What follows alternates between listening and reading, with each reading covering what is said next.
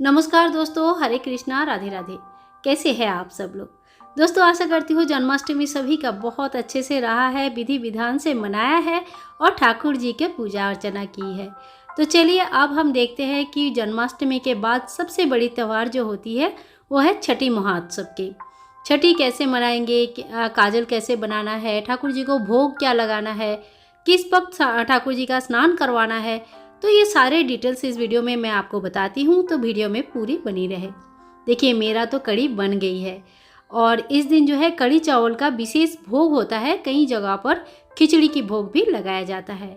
ठाकुर जी को छठी के दिन सबसे पहले घी से अच्छे से मालिश करनी चाहिए। घी गाय का हो तो सर्वोत्तम है, नहीं तो जो भी आपके पास है उस घी का आप यूज़ कर सकते हैं। ठाकुर जी को अच्छे से मुलायम हाथों में अच्छे से मालिश करें। देखिए, इससे ना ठाकुर जी की जो चमक वगैरह होता है ना, वो हमेशा बरकरार रहते हैं, मुस्कुराते रहते हैं। तो ये चीज़ का ध्यान रखें। सेवा जितनी अच्छी होती है तो विग्रह भी उतने ही अच्छे चमकते हैं। छठी के लिए हमें 100 लीटर दूध चाहिए और आपकी अगर विग्रह बड़ा साइज़ का है तो आप ज़्यादा दूध ले लीजिए। अब जो है ठाकुर जी को इस तरह से हम पकड़ेंगे, छोटे बच्चों को जैसे पकड़ा जाता है। जो गर्दन के नीचे ना हाथ लगाइए और फिर जो है दूध में धीरे से एक डुबकी लगा के तुरंत बाहर निकालना है हमें। ठीक एक छोटे बच्चों की तरह भाव करते हुए और ऐसे 3 डुबकी हमें लगानी है। तो देखिए, यहाँ पे हमारे कान्हा जी को 3 डुबकी हमने लगा दिया है और इसके बाद जो है कान्हा जी को हम शुद्ध जल से स्नान करवाएंगे। ये जो दूध है, इस दूध का आप खीर बना सकते हैं, गर्म करके बच्चों को पिला सकते हैं। यानी कि घर पर आपका दूध जिस तरह से यूज़ होती है, आप उसी तरह से इस दूध का यूज़ कर सकते हैं।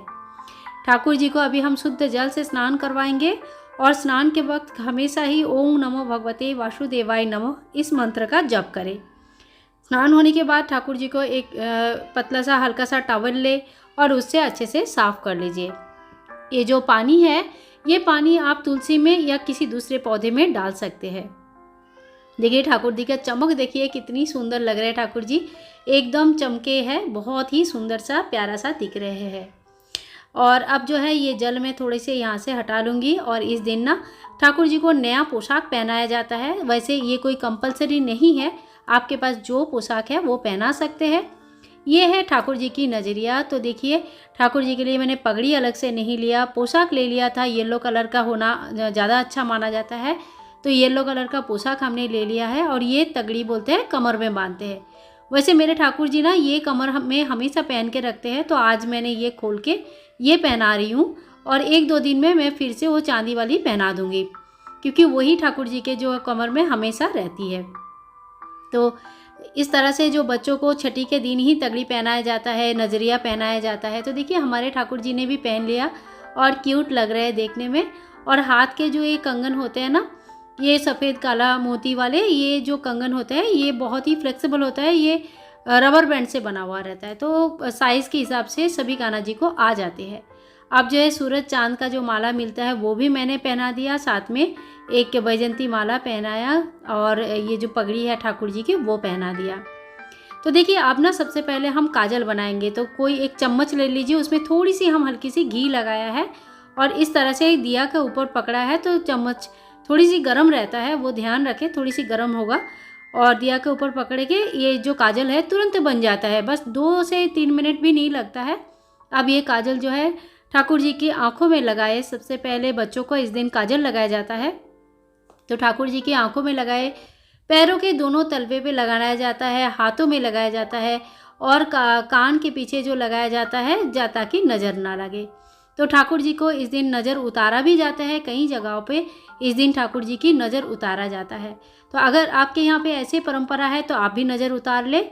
और ये जो बचा हुआ काजल है, ये आप अपने घर के बच्चों को भी लगा सकते हैं। आप ठाकुर जी को थोड़ी सी हम इत्र लगाएंगे।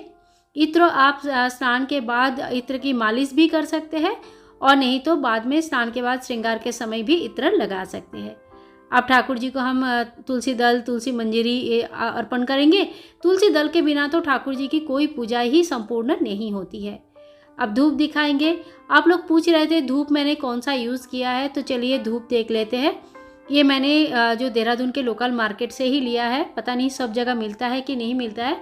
तो ये देखिए, ये है बालाजी का मारीगोल्ड का धूप और इसका जो MRP था 70 रुपीज़ का था, मुझे 60 रुपीज़ में मिला है, जिसकी खुशबू बहुत अच्छी है। आज के दिन ठाकुर जी को चांदी की बांसुरी, चांदी की झुनझुनी, चांदी की पायल, कमरबंद इत्यादि दिया जाता है, गिफ्ट लाया जाता है, क्योंकि छोटे बच्चे का छठी के दिन कुछ ना कुछ चांदी के गिफ्ट दिया जाता है। तो मेरे पास चांदी की बांसुरी ऑलरेडी है, मैंने वही ठाकुर जी के सामने रखा है। और अब एक मोर पंख जो है ठाकुर जी की पगड़ी में मैंने लगा दिया है। पगड़ी हल्की है, तो इसी ठाकुर जी के इस तरह से श्रृंगार होने के बाद अब जो है हमें लगानी है भोग। भोग में, छठी के भोग में दही चावल, कढ़ी चावल का जो है सबसे ज़्यादा महत्व होता है। तो आप कढ़ी बना ले, थोड़ा सा लहसुन प्याज बिल्कुल नहीं डालनी है, और बहुत ही स्वादिष्ट बनता है। जब हम ठाकुर जी के लिए कोई चीज़ बनाते हैं ना, तो वो स्वादिष्ट बहुत बनते हैं। थोड़ी सी मैंने पकौड़ा अलग से रखा है, बच्चे बोलते हैं ना कि मुझे थोड़ा सा सूखा पकौड़ा अलग से दे देना, तो ऐसे ही मैंने थोड़ी सी पकौड़ा अलग से रखा है, थोड़ी सी मिठाई दिया है, और थोड़ा सा हमने फल का भोग लगाया है। अब घंटी बजा के ठाकुर जी को आग्रह करेंगे कि ठाकुर जी आओ, भोग लगाओ। इस तरह से छठी की पूजा होती है। और भोग लगाने के बाद जो है आप आरती भी कर ले। मैंने आरती के टाइम पे मेरा रिकॉर्डिंग नहीं हो पाया था, तो मैंने आरती का रिकॉर्डिंग नहीं कर पाई। तो आप जो है आरती ज़रूर कर ले। वैसे मैंने धूप और दिया तो दिखा के रखा है, फिर भी मैंने एक कपूर की आरती करती हूँ, वो मेरी रिकॉर्डिंग नहीं हुई थी। तो आप जो है ठाकुर जी का झूला मैंने यहाँ पे रेडी करके रखा है। तो छोटी सी आप झूला लगाए। झूला अगर नहीं है, लास्ट टाइम मुझे बहुत लोगों ने पूछा था, झूला अगर नहीं है तो आप हाथ से भी झूला सकते हैं। माँ का गोद सबसे बढ़िया झूला होता है, तो आप हाथ से भी झूला सकते हैं। तो देखिए, मैंने ठाकुर जी को थोड़ी सी हल्की सी झूला दिया है। ठाकुर झूले में बैठ के बड़े सुंदर दिख रहे हैं। और इसी तरह से हमें छठी का महोत्सव मनाना है। छठी कब मनानी है? दोपहर की 12 बजे के बाद आपको ठाकुर जी को स्नान करवानी है। कई जगहों पे शाम को स्नान करवाया जाता है। तो यही थी ठाकुर जी का छठी का भोग। इस भोग का क्या करना है, ठाकुर जी को भोग लगाने के बाद थोड़ी सी उस जगह से हट जाए, और 10-15 मिनट बाद ये भोग जो है घर के सभी लोगों में बांट दीजिए। ये प्रसाद हो जाते हैं। दोस्तों, छठी की बहुत सारे शुभकामनाएं सभी को देते हुए आज की वीडियो यहीं समाप्त करती हूँ। अच्छा लगा तो एक लाइक ज़रूर कर दीजिए। राधे राधे।